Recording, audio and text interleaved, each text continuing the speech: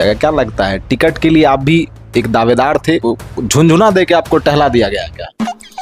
अब अगर आपको टिकट नहीं मिलता है तो क्या आप भी पाला बदलिएगा?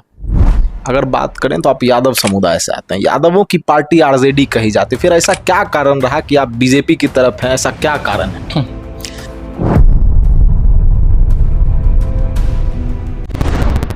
नमस्कार, मैं गौरव सिन्हा। अभी हमारे साथ भाजपा के नव मनोनीत कार्य समिति सदस्य डॉक्टर सलील हैं। सलील जी, सबसे पहले हमारे चैनल में आपका स्वागत है। जी, आप सभी का यहाँ पे हार्दिक अभिनंदन है। 3-4 महीने बाद चुनाव होना है, अभी आपको कार्य समिति सदस्य मनोनीत किया गया। क्या लगता है टिकट के लिए आप भी एक दावेदार थे? खगड़िया की बात करें तो झुंझुना दे के आपको टहला दिया गया क्या? अब ऐसी कोई बात नहीं है।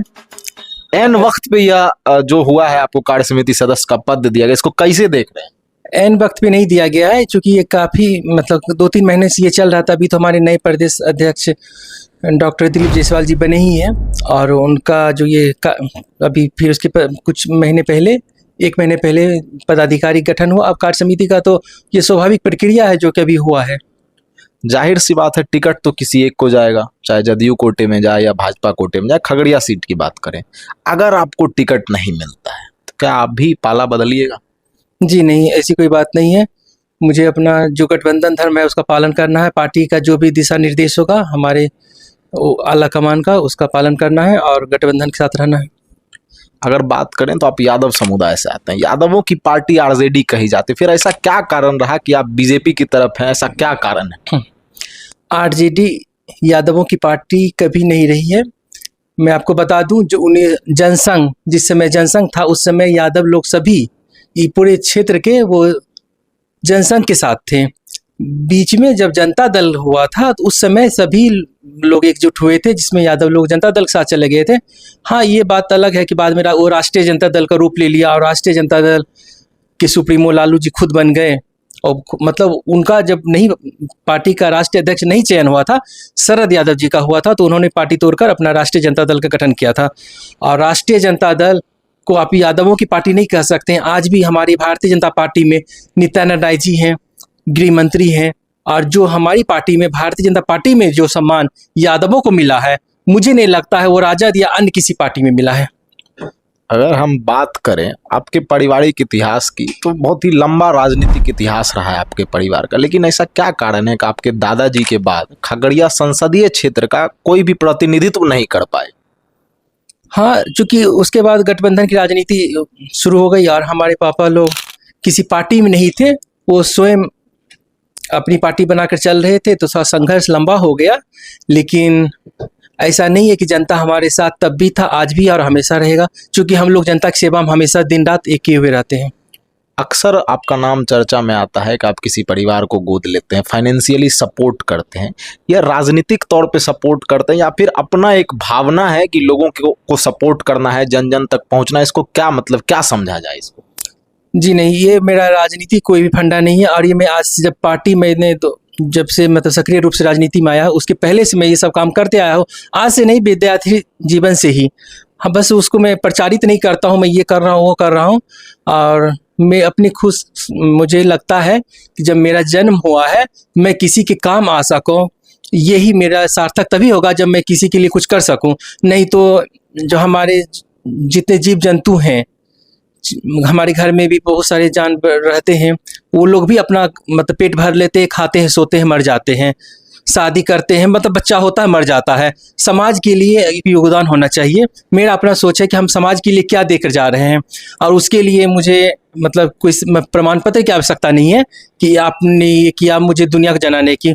जो कर रहे हैं समाज के लिए, वो आज से नहीं, बहुत पहले से। और एक परिवार क्या, कई परिवारों को, जो खासकर लड़कियों की शादी में जो गरीब या फिर किसी का असहाय अभी एक्सपायर कर जाते हैं, किसी घर में कोई नहीं रहता है, तो आती है कोई उनके परिवार से जो भी रहता है, यार उस पड़ोस के लोग भी, कि मेरे पास संसाधन नहीं है आपकी दाह संस्कार करना हो। एक परिवार को तो हम मंथली सहयोग कर रहे हैं हर महीने। मुझे पता चला था कि उस परिवार का कोई भी भरण पोषण करने का अब नहीं रहा है। और इस तरह कई काम है, जैसे मैं खुद भी एक होता है मेरा राजनीति माना जनता की सेवा के लिए है, मतलब किसी पद या स्वार्थ, मतलब खुद की भलाई के लिए नहीं, जनता की भलाई के लिए। क्योंकि मैं जितना सामर्थ्य है मैं तो उतना कर ही रहा हूँ, लेकिन मैं और क्या, हम ज़्यादा से ज़्यादा कितना हम कर सकते हैं अपने मतलब परिवार के लिए, समाज के लिए, अपने जिला के लिए। बीजेपी के कदावर नेता शाहनवाज जी अभी आपके यहाँ आए थे, तो क्या टिकट को लेकर कोई गुफ्तगू हुई? जी नहीं, टिकट के लिए कोई बात नहीं हुई है। वो हमारे परिवार के सदस्य हैं, मैं एज ए गार्जियन, वो हम जब भी इधर से जाते हैं मेरे पास आते हैं। हाँ, वो अलग बात है। गार्जियन के मतलब एक अभिभावक जो अपने बच्चों को रास्ता बताते हैं, ऐसे कीजिए, ये कीजिए, वो सब तो होता ही है ना। आपने अपनी बात तो रखी होगी, दिलचस्पी तो बताई होगी। हाँ, अब मैंने कहा कि इस बार खगड़िया में भारतीय जनता पार्टी का सिंबल दिया जाए, चाहे जो चुनाव लड़े। अपनी दावेदारी को लेकर कोई इंटरेस्ट तो आपने जताया होगा। और वो पार्टी के ऊपर डिपेंड करता है, पार्टी क्या तय करती है, और मुझे नहीं लगता है कि मुझे कहने की आवश्यकता है। खगड़िया की बात करें तो पूनम देवी यादव अपनी दावेदारी पेश कर रही हैं, भाजपा से ही संजय खंडीलिया की दावेदारी की चर्चा है, आपकी भी दावेदारी की चर्चा है। क्या लगता है टिकट तो किसी एक को मिलेगा, फिर भागदड़ जो मचेगा उसको एनडीए पाटेगा कैसे? मुझे नहीं लगता है कि ऐसी कोई मतलब परिस्थिति होगी कि भगदड़ मचने वाली जो बात आपने कहा है, ऐसा कुछ नहीं होने जा रहा है। और सभी लोग पार्टी के साथ हैं और रहेंगे, गठबंधन के साथ हैं, रहेंगे।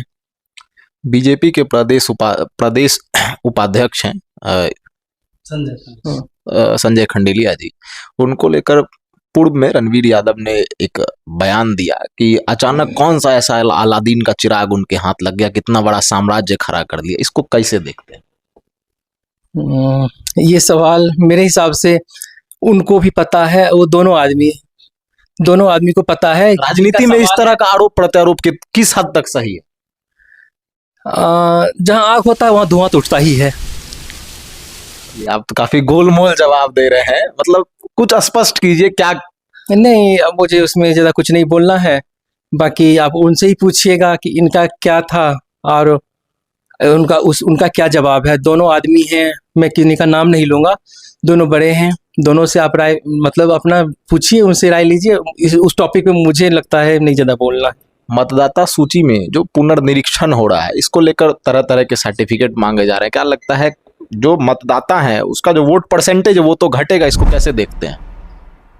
नहीं, जो जेन्युइन है, अब देखिए, अब जो अभी आप जो भी देख रहे हैं 1987 के बाद का जो भी जिसका भी है, या तो उसके पास जन्म प्रमाण पत्र है, नहीं है तो फिर उसमें और भी क्राइटेरिया होगा, जैसे आपका मैट्रिक का होगा, उसमें वो भी एक प्रमाण पत्र बट। और जो निरक्षर है वो क्या करें?